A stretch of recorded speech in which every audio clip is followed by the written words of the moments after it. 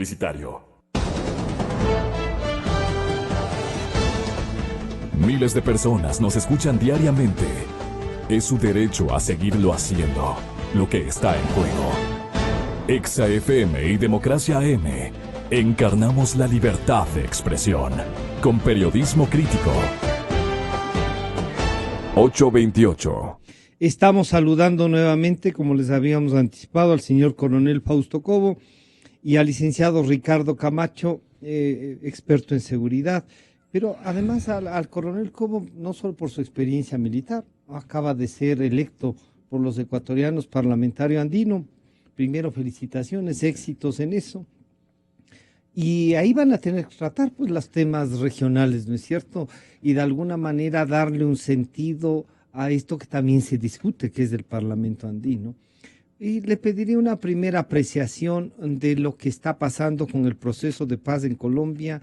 ¿Cuánto puede afectar en el Ecuador este proceso de paz, tanto con las FARC, cuanto por el ELN, que está además siendo el Ecuador sede de los diálogos, de ese posible acuerdo que podrían llegar?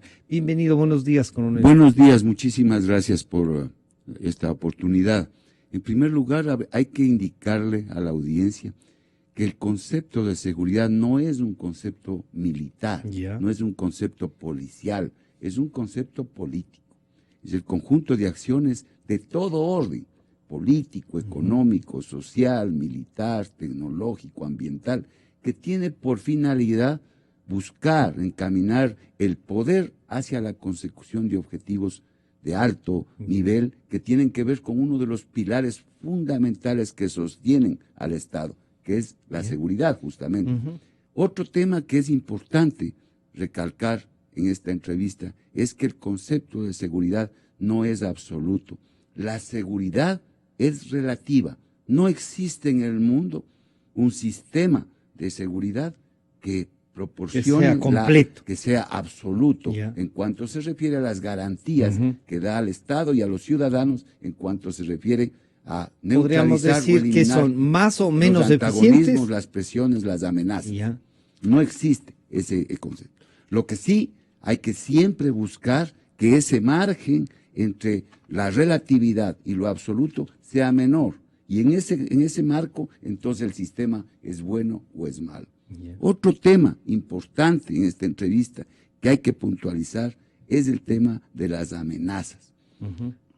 Los antagonismos, las presiones, las amenazas, que no son lo mismo, pero que en definitiva significan factores adversos a la paz, a la ¿Son exógenos calma, o endógenos también? Son internos y externos, y son presentes y previsibles. Es decir, no existe una amenaza que necesariamente haya que eliminarla y decir no existe. No, porque puede ser considerada en el ámbito de la previsión. Entonces, ahí están. Por eso es que existen los errores en los análisis de aquellos que piensan que con la firma de un documento de paz deja de existir la amenaza o deja de existir la presión dominante. Ese es un proceso, ¿no? Es un proceso, pero además, ¿qué es el antagonismo? Es un factor adverso que es solucionable con los instrumentos del poder que tiene el Estado, que del día ordinario, hablemos así para que se entienda.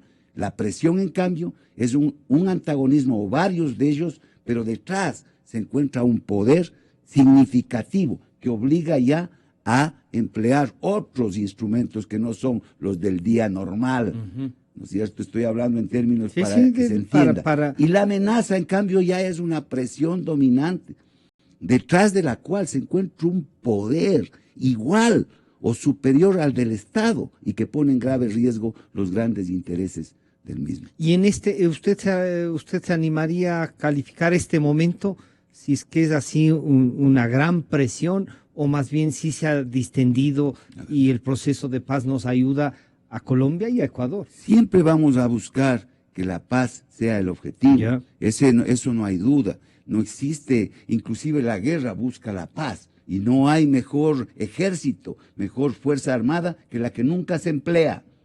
Es decir, que aquella que solamente con su presencia disuade a las amenazas para que éstas no se empleen en contra de los objetivos nacionales. pero yo le digo que las amenazas también mutan. Ya. Es decir, pasan de una forma a otra, a expresarse de otra manera. Las FARC, hablando ya de la pregunta, eso fue o es una organización vertical, tipo militar, desde luego en la otra orilla de los militares, porque ellos se representaron y representan la fuerza ilegal, el empleo violento del poder ilegal. En cambio, las Fuerzas Armadas, la Policía Nacional, representan el empleo violento de la fuerza, pero legal, en los momentos en que amerite hacerlo.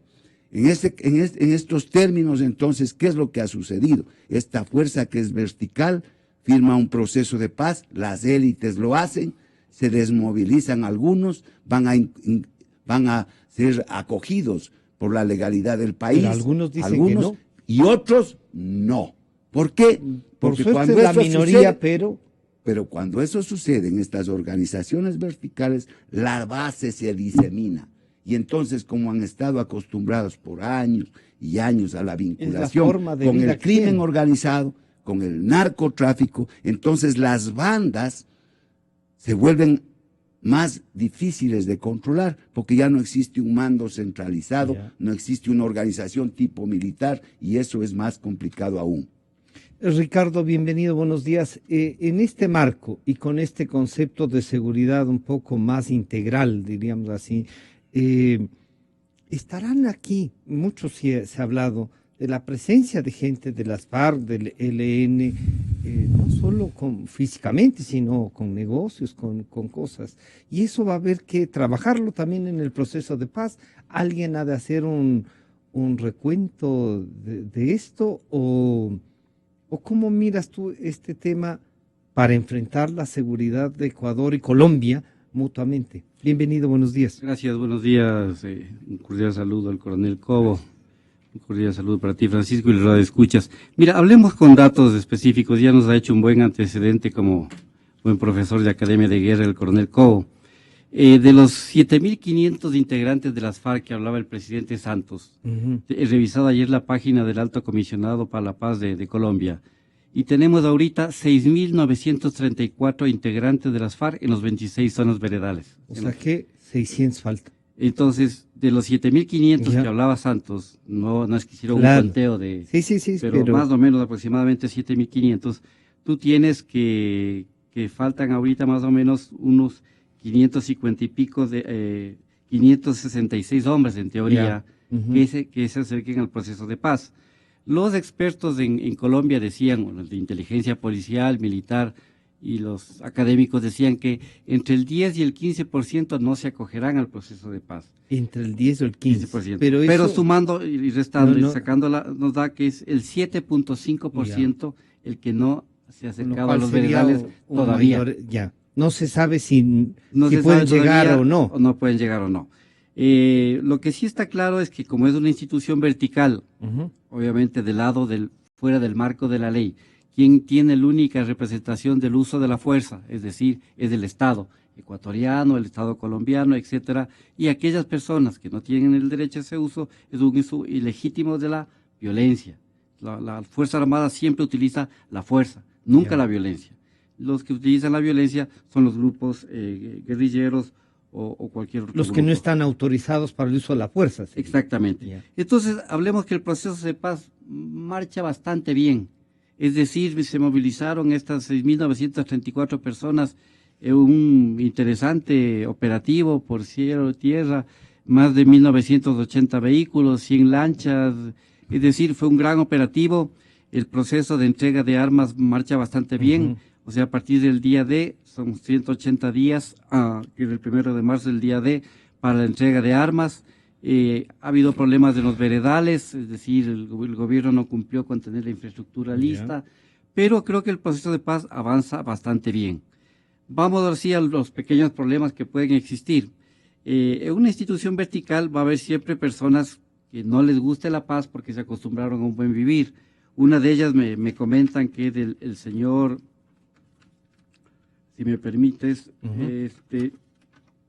uno de los líderes de las FARC, el John 40, que es más conocido como Chupeta. Él se dedicó muchísimo al tema o estar conectado siempre con el tema de la cocaína, los laboratorios, y pues dicen que él usaba hasta todos los días colonias extranjeras, etcétera, O en sea, medio de la selva. se acostumbró a tener una vida alrededor de esos ingresos. Exactamente. Entonces va a haber algunos frentes, unos 4 o 5 frentes, que posiblemente algunos de sus miembros no acepten ese proceso de paz y se incorporen a seguir en sus tareas delictivas.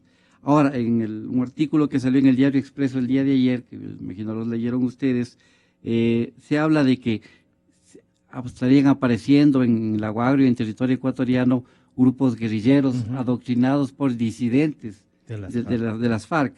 Yo diría más bien que esto es una organización delictiva. Hay 18 personas detenidas en el sentido de que pertenecerían a un grupo guerrillero según la policía, pero de la indagación que hace la fiscalía solo falta hacer una pericia para determinar si estas personas son asociadas al crimen organizado. Hay ahí un trasfondo Sí, político también. pero ¿en qué sentido, digamos, se podría crear un grupo guerrillero en el Ecuador adoctrinado por los disidentes de las FARC? Los disidentes de las FARC son delincuentes. Ya. Porque las FARC-EP firmó un acuerdo con el Estado colombiano y ya no es de un grupo terrorista, porque Colombia no va a firmar un acuerdo con terroristas, aceptó firmar con las FARC, Ejército Popular. Se sentaron en la mesa de negociaciones, han establecido los parámetros, ya están los veredales funcionando, están desmovilizados, están entregando las armas en los 180 días señalados y marcha el proceso de paz bastante bien. Lo que sí era previsible es que estos disidentes iban a llegar a conformar en La Guagrio, etcétera, el tema de las vacunas, el tema del secuestro. ¿Están ahí otra vez? ¿Por qué caen los 18 detenidos que presuntamente serían los miembros integrantes de este grupo guerrillero ecuatoriano? Es porque le secuestran en diciembre, el 31 de diciembre, a un empresario, piden $600,000, les llevan a X lugares y al final, imagínate, como no pagan, los mismos secuestradores le liberan al señor empresario. Ya. Entonces, como que no hay mucha experiencia. Falta. Puede ser entonces alguien que puede estar usando este momento para organizarse, aprovechándose, diría yo. Coronel Cobo, entonces, si va a haber estos aventureros que quieran aprovecharse de este momento, nuestras Fuerzas Armadas estarán preparadas, han venido trabajando en eso, nuestra Policía Nacional, que ahora ya no tiene el tránsito, sino que debería enfocarse a eso. ¿Estaremos preparados tanto para el proceso de paz colombiano cuanto para estas amenazas que usted nos hacía notar que pueden venir justo del proceso de paz? Mire, las amenazas están allí presentes. Yeah. Este tema de los rezagos que existen de la firma de la paz y aquellas personas que no quieren incorporarse a la legalidad son simplemente un complemento de las verdaderas amenazas. Las amenazas son el narcotráfico y el crimen organizado, porque constituyen una presión dominante, es decir, un poder igual o superior al de los estados, en este caso que estamos hablando de una manera regional, y que amenazan con la libertad, amenazan con la economía sana de un estado, por ejemplo. Allí viene incorporado lo que significa lavado de dinero y otra serie de delitos que están y estas caletas que hemos visto, ¿no? que no eran comunes en el Ecuador, a esta amenaza que es el narcotráfico y el crimen organizado. Pancho Huerta, voy a tomar las palabras de él, ha manifestado, no en una ocasión, sino en varias, que estamos viviendo en un narcoestado, que lo que vivimos nosotros es una narcodemocracia. ¿Por qué? Porque sencillamente las mismas cifras de la Policía Nacional, las mismas cifras que ha dado el Estado, determinan que la cantidad de droga que pasa por nuestro país es tan grande que casi significa lo que produce Colombia y Perú.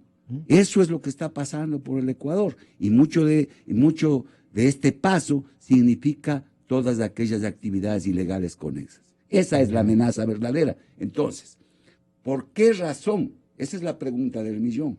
¿Por qué razón nuestro Estado está siendo víctima de esta anomalía? Está siendo víctima porque no existe disuasión.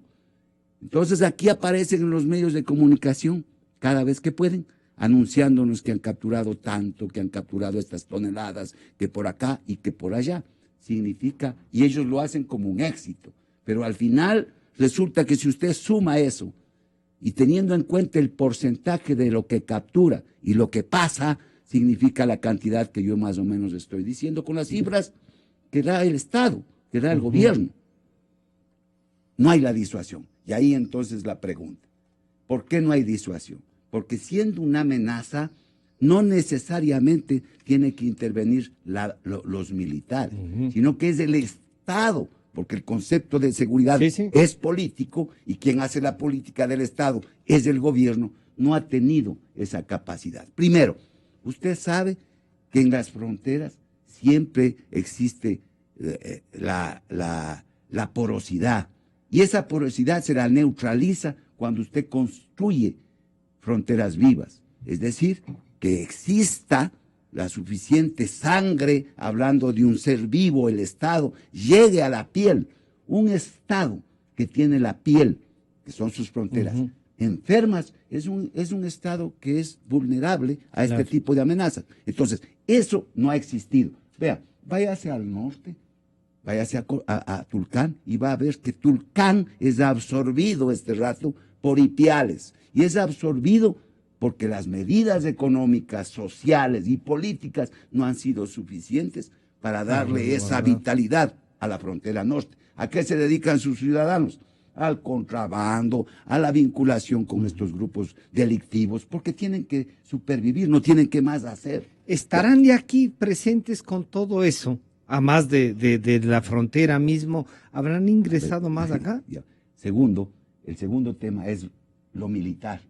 Si entonces, como es una amenaza y no existe disuasión, las Fuerzas Armadas ecuatorianas, y me ratifico, no tienen este momento ni las capacidades estratégicas, operativas, ni tácticas, ni logísticas para solucionar ese problema. Simplemente así, no tan. Mire, pero es que vamos a un subsistema, simplemente por el tiempo, el subsistema de vigilancia aérea, de alerta temprana. No tenemos radares, no tenemos aviones supersónicos porque no tienen el armamento suficiente y no tenemos tampoco la protección necesaria terrestre. Esos tres elementos determinan que nuestro espacio aéreo está vulnerable. Y entonces, si está vulnerable, entrarán avionetas, no sabemos cuánto, ya hemos visto a través de la historia cómo aterrizan hasta en las carreteras, cuántas entrarán, cuántas no entrarán. El problema es que capturan la droga aquí por toneladas y eso significa que aquí están. En el tema policial, igualmente, si usted no le da la fortaleza necesaria al sistema de inteligencia, y en el tema nacional también el problema de la inteligencia, borraron del mapa la inteligencia militar para transformarla en inteligencia política a través de la CENAIN, que más se dedica a perseguir a los opositores políticos que a estar buscando el tema de las amenazas presentes o previsibles, internas o externas. Y eso es una vulnerabilidad importantísima que tiene el Estado ecuatoriano. Y usted me pregunta, ¿estarán adentro? Oiga, si un comerciante en lo legal, ¿no es cierto? ¿Dónde fija su domicilio? ¿Dónde tiene la ganancia, pues? ¿Dónde tiene la empresa? Pues allí va y fija su domicilio, pues, para controlar su empresa, pues. En este caso, si es que en lo ilegal, si es que está pasando por aquí toneladas de droga, no le quepa la menor duda. ¿Que están aquí? Que potencialmente podrían estar, para que no tenga yo problemas de la entrevista. Podrían estar, obviamente, para controlar lo que está pasando, que es su negocio ilegal en este caso. Entonces, claro, uno dice, si lo que nos plantea Ricardo, el coronel Cobo, es así, el Estado ecuatoriano tiene un conflicto que ha ido madurando y que no lo hemos sabido enfrentar, o que tenemos que, qué sé yo, buscar nuevas políticas para enfrentarlo en su integridad, no solo una parte que es la lucha contra que llegue la droga y pase por aquí, ¿no? Claro, bueno, el doctor Francisco Huerta en algún momento dijo que esto se podría convertir en un narcoestado, pero si nosotros analizamos los esfuerzos que ha hecho el Estado ecuatoriano en su conjunto para contrarrestar el tema del tráfico internacional de drogas, vemos que el Ecuador ha hecho grandes esfuerzos, es decir, se va a la base de los Estados Unidos de Manta y se empieza a capturar más droga. eso no significa que posiblemente mejoraron los controles o aumentó el flujo de drogas. Claro, claro. Habría que sacar Sí, habría que hacer cuentas porque, claro, capaz que porque estaba la base no venían, se fueron y vinieron, pero además ahí ya con la experiencia comenzaron a detenerlos también. Claro, entonces lo fundamental es que, a ver, yo coincido con el coronel Cobo, es que ha habido algunas deficiencias y posiblemente unas muy graves en el sistema de defensa aérea, es decir, radares. Hemos estado ciegos durante algunos años, y es decir, han sobrevolado todo tipo de aeronaves, sean estas con dinero o con drogas, por todo el estado ecuatoriano, es decir, no tenemos un control aéreo. Eso creo que ha sido un gran problema para el país. Segundo, si teníamos los radares y le detectábamos a la aeronave, lo que teníamos era que suplicarle o seguir un protocolo para que aterrice y si no, porque no hay ley del derribo, pedirle al país, sacarle de la frontera para que otro país le baje. Entonces, son temas grandes a discutir. Yo pienso que con el gobierno que se viene del cambio de Lenín Moreno, el presidente electo, yo pienso que debe haber una gran transformación, un gran cambio, es decir, darle mucho énfasis al tema de inteligencia, es decir, el tema de inteligencia policial, el tema de inteligencia militar. Mire que las últimas grandes capturas, no esta de las caletas, sino porque ¿quién dirige además la gran captura de este capo criollo que se convirtió en pocos meses o en 2 años en el gran capo? Es la DEA. O sea, la DEA informa que tenemos una gran infraestructura, claro. Entonces nos unimos a los colombianos, a los señores policías colombianos, los señores policías ecuatorianos, y gracias a la DEA se detecta que este señor tenía ingentes infraestructura, dinero, y se van detectando las caletas que creo que llegan alrededor de 20 millones, en donde estaría implicado un presunto señor capitán de la policía. Entonces lo que tiene que hacer el Estado ecuatoriano es, bueno, creo que lo ha enfrentado bastante bien como política al narcotráfico, pero sí, tenemos que caminar hacia los grandes esfuerzos nacionales, es decir, contar con un sistema nacional de radares, es decir, contar con sistemas de inteligencia. La Armada del Ecuador actualmente hace un importante trabajo. Las últimas capturas que se han hecho es a nivel de mar, y se está utilizando muchísimo el traslado de droga, las lanchas rápidas, etcétera, y que van por Galápagos. Entonces, la infraestructura tiene que ser dotada a la Armada del Ecuador, pero también capacitarle a nuestras Fuerzas Armadas, es decir, ¿cuál es el deber ser de las Fuerzas Armadas? Distinto, ¿no? Claro, el deber ser de las Fuerzas Armadas es prepararse día a día para una guerra que esperamos nunca llegue.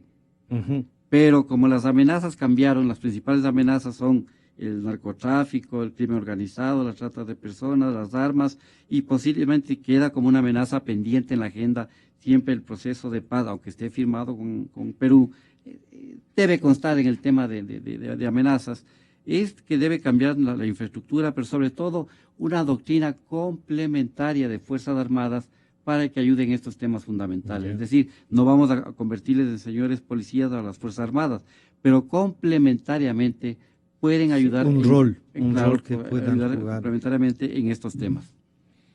Coronel Cobo, entonces este planteamiento que nos hace Ricardo, a tener una doctrina complementaria para enfrentar una cosa que es una realidad, que usted mismo la acaba de describir, ¿se puede trabajar en ese ambiente? ¿Las Fuerzas Armadas ya han hecho ese trabajo en otras ocasiones? Desde luego, el tema está en la disuasión. Las Fuerzas Armadas actúan complementariamente a la policía en estos casos de una manera disuasiva, fundamentalmente. Entonces, cuando uno habla de la base de Manta, yo no estoy a favor o en contra de que hayan salido. El tema está, y el kit, el meollo del asunto está en las capacidades estratégicas, si fueron o no fueron reemplazadas. Se va a la base de Manta, entonces la pregunta es, ¿se reemplazaron esas capacidades estratégicas para que el Estado cuente con ese efecto de disuasión? Ese de escudo que tiene. Pero desde luego, y yo le respondo, no fueron reemplazadas. Entonces ahí está la vulnerabilidad del Estado. Y yo le estoy hablando en términos de seguridad, en el sentido de que no se trata simplemente de una debilidad, sino de una vulnerabilidad, que significa una debilidad que no puede ser subsanada en el corto plazo para que evitar que la amenaza se presente. Y por eso estamos viviendo lo que estamos viviendo, que es capturas y capturas de droga, que haciendo un cálculo de lo que capturan y de lo que debería pasar de en lo la que teoría, dicen que es el porcentaje así teórico, es, ¿no? teórico. Ya. Ahora dicen, el Estado ha hecho un esfuerzo importante. ¿Cuál es el esfuerzo? En lo táctico no es suficiente. En lo operativo no es suficiente. El esfuerzo está, como se trata de una amenaza, presión dominante, detrás de la cual está un poder importantísimo, en lo estratégico. Se hizo ese esfuerzo en lo estratégico, yo me ratifico aquí en este medio de comunicación. No, y lo estamos analizando. Un subsistema inoperante, que es el subsistema de defensa aérea, para no ponerle más ejemplos por el tema del tiempo. Entonces dice, ahora vamos a tener esperanza en el cambio de gobierno. Yo me ratifico, ahora sí, políticamente, con mi posición. El titiritero siempre va a seguir queriendo ser titiritero. Y si no, vámonos a Venezuela. Y entonces en Venezuela, ¿qué es lo que sucede? En Venezuela, ¿no es cierto?, Chávez permanece todavía en un régimen que fue caudillista, en donde él está ahí, aunque sea en una imagen de pajarito, pero ahí está Chávez. Aquí seguirá pero habiendo es lo porque mismo. ha habido una infraestructura entonces ahí y unas fuerzas armadas que están al servicio de este grupo político. Pero es que este gobierno también intenta eso. ¿Y usted cree que podrán ganar ese Mire, espacio? yo creo que las Fuerzas Armadas están muy debilitadas, sobre todo porque se ha afectado elementos estructurales del poder militar, como es el mando. Y no me refiero a personas, me refiero al proceso de toma de decisiones de la institución. Está afectado. Segundo, su doctrina, en lugar de hacer los cambios necesarios que dice el señor Camacho, que yo también le apruebo, en lo referente a la doctrina de empleo para neutralizar las amenazas, entonces intentan, felizmente no lo lograron, meter hasta fiscalizadores políticos en las unidades, policía política, pues civiles políticos en las unidades. Felizmente no lo lograron, más que por rechazo interno de las Fuerzas Armadas, por las voces externas de quienes nosotros nos expresamos cuando eso intentaban hacer. Entonces las capacidades estratégicas no han sido repuestas, entonces la institución está absolutamente debilitada. Ricardo, un planteamiento que este gobierno pudiese asimilarlo, como, no sé, como una reflexión, porque darles, digamos, recomendaciones y eso no, pero una reflexión de lo que se puede ver desde afuera, cómo enfrentar, por ejemplo, a las estructuras que ya están, y cómo las Fuerzas Armadas deberían ser fortalecidas, que es el reclamo que acaba de hacer Fausto Cobo, ¿no? Claro, bueno, políticamente habla el coronel Cobo, yo soy un simple técnico y desde mi área yo lo hablo. Mira, yo creo que uno de los grandes cambios que tiene que tener el gobierno del presidente Lenín Moreno es en el Ministerio de Defensa. Es decir, no hay problema que un civil sea ministro de Defensa. El problema es que el civil sepa de defensa nacional, es decir, que conozca del tema. Esté conectado con la doctrina militar. Exactamente. Entonces, si tú tienes una institución que es vertical, piramidal, y entonces el capitán en la Primera Guerra Mundial ordenaba a sus soldados que salgan de la trinchera, 1914 al 18, y sabía que solo al pitar los soldados sacaban la cabeza en la Primera Guerra Mundial, porque era una guerra de trincheras. El 60-70% moría al primer minuto. Si no había ese concepto de doctrina, de respeto al mando, etcétera, etcétera, los soldados decían, yo sé que al primer minuto me van a disparar, yo por qué salgo.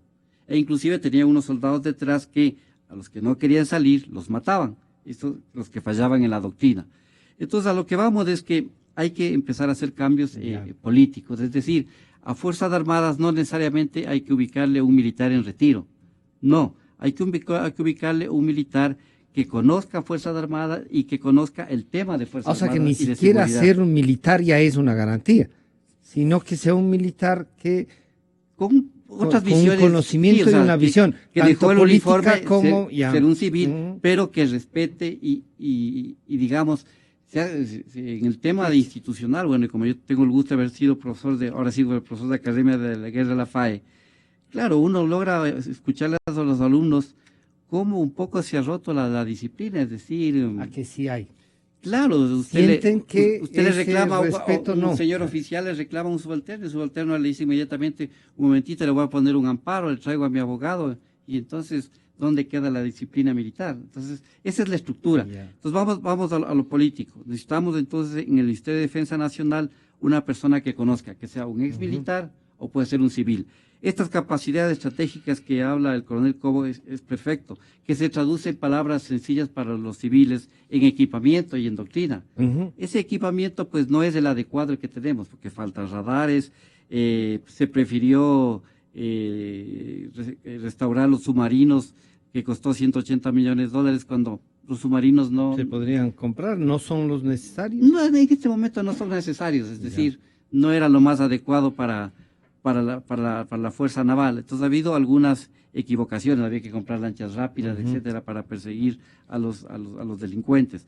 Es decir, el tema de los homicidios nunca se puede bajar a cero, ni en Suiza, ni el narcotráfico se puede bajar a cero, ni el microtráfico. Se puede llegar a niveles adecuados. Pero sí se pueden controlar. Llegar a niveles adecuados. Es decir, nosotros estamos de un corredor. Si Perú y Colombia son los principales productores de cocaína, por algún lado tiene que fluir la cocaína hacia Centroamérica, México, Europa y Estados Unidos. O sea, de eso hay que tener conciencia y saber hay que tener conciencia. Pero el país lo que tiene que tener son los límites necesarios, con una policía muy bien capacitada, 2, como lo ha dicho el coronel, con un sistema de inteligencia fundamental, y 3, la coordinación con las agencias internacionales es fundamental. Nosotros decían que estábamos enojados con la DEA. No estamos enojados con la DEA. Si la DEA es la que nos hace el favor. No es un tema de amistad o enemistad. La DEA es la que nos hace el favor de darnos las coordenadas de las lanchitas que se quedan en alta mar o les logran localizar. Yo quisiera un último mensaje, entonces, coronel Cobo. ¿En el Parlamento andino usted llevará algún tema para que se pueda tratar esto? Mire, yo quisiera primero indicar que se refieren a mí cuando dicen habla políticamente. Claro, porque es una visión política de la seguridad. Entonces no puedo hablar como clérigo ni como... No, tengo que hablar políticamente del tema de la seguridad. Yo comencé esta entrevista diciendo que es un tema político. Segundo, el tema del ministro de Defensa es importantísimo. Patiño no nos representa. Él canta y baila canciones sandinistas. Comencemos por allí. Y entonces no nos representa. Yo estoy de acuerdo en que sea, por ejemplo, una persona civil o militar, pero que conozca de los temas de seguridad. Un ejemplo es Bachelet en Chile. Hizo una preparación de 3, 4 años en seguridad y fue la mejor ministra de Defensa de Chile, siendo civil. Respetó a la institución y respetó y conoce los temas de seguridad, y de allí se catapultó para presidente de la República. El tema del equipamiento, claro, sí, pero ¿qué equipamiento? Entonces ahí uno habla de la estrategia. Equipamiento estratégico, no equipamiento táctico. Yo le puedo dar uniforme, botas, eso es táctico, pero si no le doy radares, no le doy armamento para que tengan los aviones interceptores de los suficientes medios para cumplir su misión, es estratégico. Entonces yo estoy reclamando equipamiento estratégico. Y mire, la estrategia es fácil, el concepto: prioridad, espacio, tiempo, medios y objetivos. Entonces, si eso no está bien definido, estamos viviendo lo que estamos viviendo. Mire, lo de la DEA, lo de la inteligencia internacional para este tipo de amenazas. No nos olvidemos de Angostura, pues. ¿Quién le dio las coordenadas de donde estaba el puesto de mando del narcoterrorismo a Colombia? Claro, pues, desde luego, la cooperación internacional, porque no tenemos nosotros esos medios suficientes. El mismo ejemplo de la base de Manta, ¿no es cierto? Entonces, los cambios. Yo aspiro a que haya cambio, no. Aquí están discutiendo en lo político si es que va a ser alcalde o no va a ser alcalde, Correa, ¿no es cierto? Ya, mira, no se va todavía. Desde mi punto de vista, como él emplea los medios y sus palabras, yo empleo, como dice Bolívar, con las mismas armas, que le vaya bonito y nos deje en paz y se vaya a Bélgica. Que le vaya bonito. Que le vaya bonito. Yo quiero agradecerle tanto a Ricardo como al coronel Cobo, que nos han acompañado para analizar un tema que es difícil, ¿no? Hemos de estar conversando sobre esto nuevamente. Claro, muchas gracias. Nos encontramos el día de mañana. Yo creo en la radio. Creo en la verdad. Creo en Exa FM.